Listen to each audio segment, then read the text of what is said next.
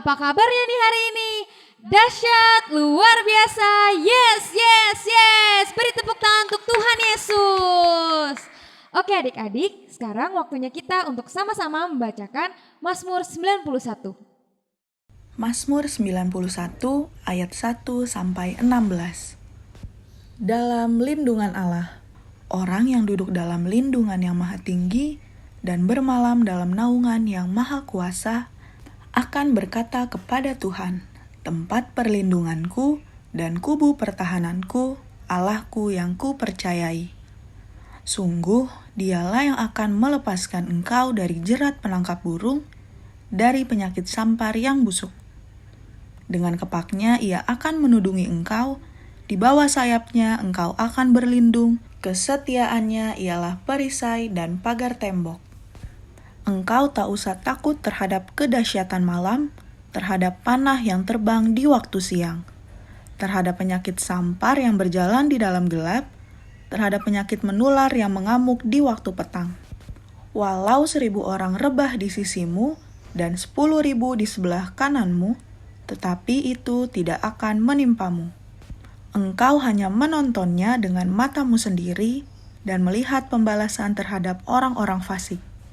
Sebab Tuhan ialah tempat perlindunganmu, yang maha tinggi telah kau buat tempat perteduhanmu. Malapetaka tidak akan menimpa kamu, dan tulah tidak akan mendekat kepada kemahmu. Sebab malaikat-malaikatnya akan diperintahkannya kepadamu untuk menjaga engkau di segala jalanmu. Mereka akan menatang engkau di atas tangannya, supaya kakimu jangan terantuk kepada batu. Singa dan ular tedung akan kau langkahi, engkau akan menginjak anak singa dan ular naga. Sungguh hatinya melekat kepadaku, maka aku akan meluputkannya. Aku akan membentenginya, sebab ia mengenal namaku. Bila ia berseru kepadaku, aku akan menjawab. Aku akan menyertai dia dalam kesesakan, aku akan meluputkannya dan memuliakannya. Dengan panjang umur akan ku kenyangkan dia, dan akan ku perlihatkan kepadanya keselamatan daripadaku. Terima kasih adik-adik sudah membacakan Mazmur 91. Sekarang waktunya kita untuk membacakan apa yang dimaksud dengan Pentakosta ketiga. Pentakosta ketiga. Apa yang dimaksud dengan Pentakosta ketiga? 1. Pentakosta ketiga adalah pencurahan Roh Kudus yang dahsyat di zaman ini, melebihi yang terjadi di Azusa Street. 2. Pentakosta ketiga akan mengakibatkan penuaian jiwa yang terbesar dan yang terakhir sebelum Tuhan Yesus datang kembali. 3. Pentakosta ketiga akan membangkitkan generasi Yeremia, yaitu anak-anak muda yang dipenuhi Roh Kudus, cinta mati-matian kepada Tuhan Yesus, tidak kompromi terhadap dosa, dan akan bergerak untuk memenangkan jiwa. 4. Pentakosta ketiga lahir di Indonesia dan bergerak ke bangsa-bangsa. Gerakan ini dari timur ke barat dan akan kembali ke Yerusalem. 5. Pentakosta ketiga akan memberikan kuasa untuk menyelesaikan amanat agung dan setelah itu Tuhan Yesus datang kembali. Oke, terima kasih adik-adik sudah membacakan Pentakosta ketiga. Sekarang sebelum kita mulai ibadah, kita berdoa dulu ya. Mari kita bersatu dalam doa. Tuhan Yesus, terima kasih Tuhan atas berkat-Mu dan kasih-Mu untuk kami semua. Sebentar, adik-adik mau mulai ibadah. Biar Tuhan Yesus yang sertai kita semua. Terima kasih Tuhan Yesus. Dalam nama Tuhan Yesus Kristus. Haleluya. Amin. Siapa yang siap memuji Tuhan? Angkat tangannya. Kakak undang adik-adik untuk bangkit berdiri. Let's go.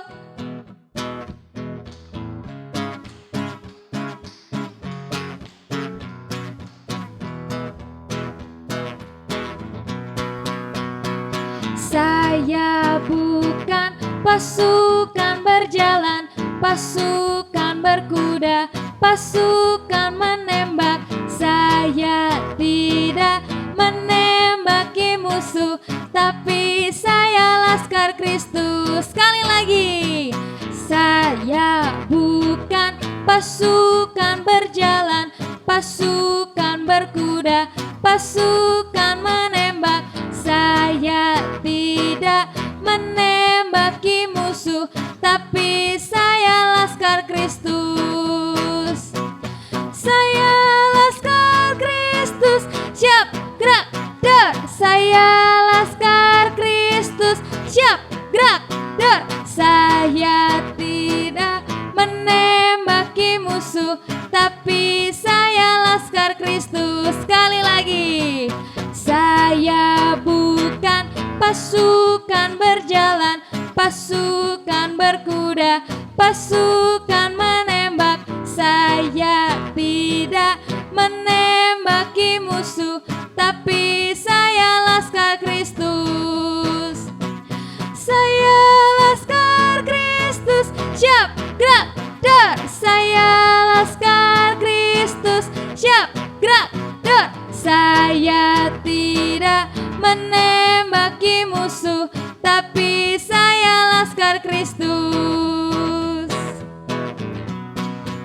Setinggi-tingginya langit, lebih tinggi kasih Yesusku. Sedalam-dalam lautan, lebih dalam kasih Yesusku. Seindah-indah pelangi, lebih indah kasih Yesusku. Kasih Yesus, hoi kasih Yesus, mengalahkan segalanya. Kasih Yesus, hoi kasih Yesus, mengalahkan segalanya. Sekali lagi. Setinggi-tingginya langit, lebih tinggi kasih Yesusku. Sedalam-dalam lautan, lebih dalam kasih Yesusku. Seindah-indah pelangi, lebih indah kasih Yesusku. Kasih Yesus, hoi kasih Yesus, mengalahkan segalanya. Kasih Yesus, hoi kasih Yesus, mengalahkan segalanya. Mengalahkan segalanya. Mengalahkan segalanya. Puji Tuhan. Adik-adik silakan duduk kembali. Nah, adik-adik, saatnya kita akan mempersiapkan hati kita untuk menyembah Tuhan. Kita menyanyikan lagu Selidiki Aku.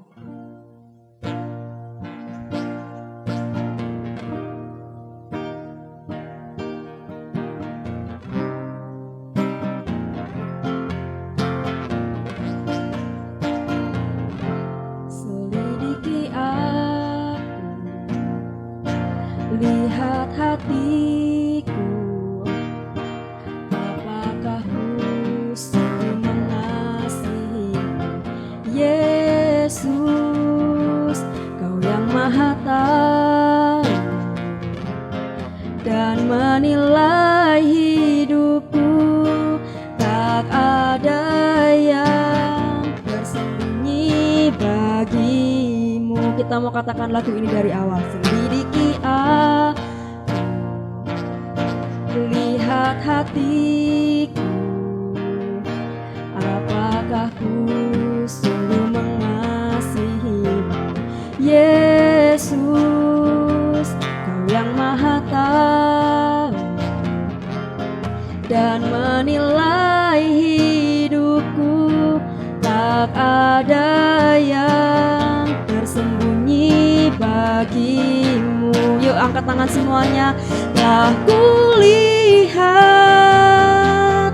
kebaikan-Mu yang tak pernah habis di hidupku. Ku berjuang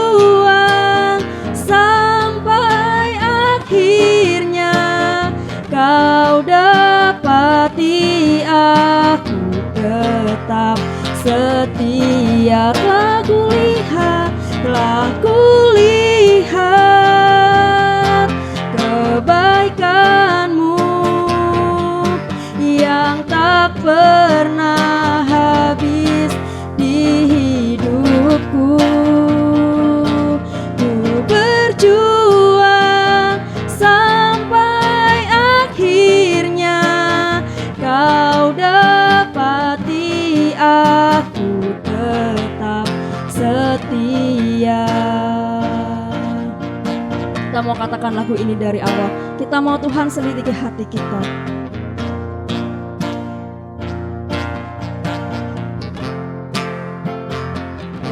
Selidiki aku, lihat hatiku, apakah ku sungguh mengasihi Yesus.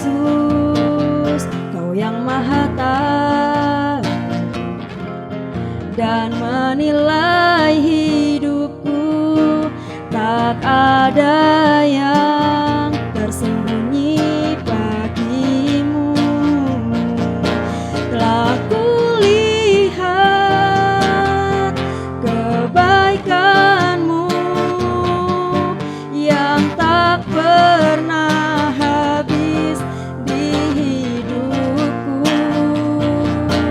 Ku berjuang sampai akhirnya Kau dapati aku tetap setia. Telah kulihat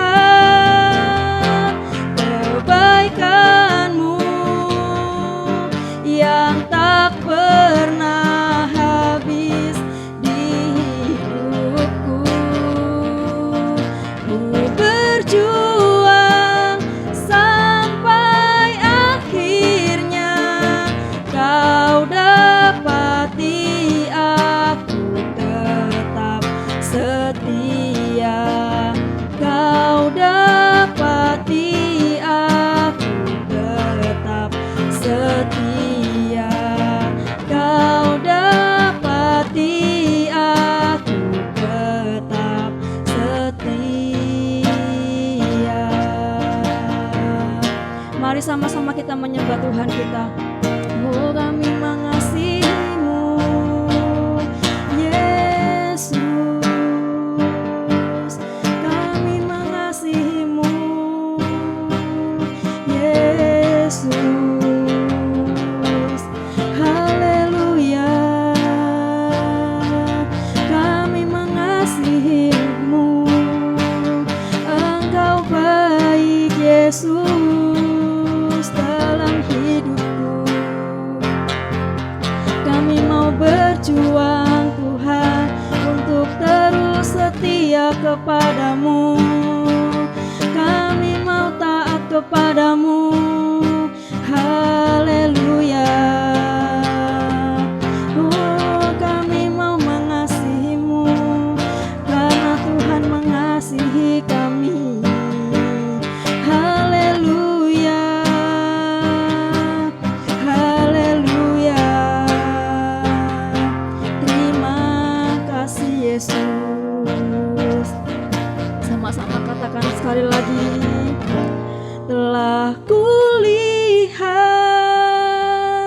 kebaikan-Mu yang tak pernah habis di hidupku. Ku berjuang sampai akhirnya Kau dapati aku tetap setia. Telah kulihat kebaikan-Mu yang tak pernah habis di hidupku. Ku berjuang sampai akhirnya Kau dapati aku tetap tetap setia. Kau dapati aku tetap setia. Kau dapati aku tetap setia.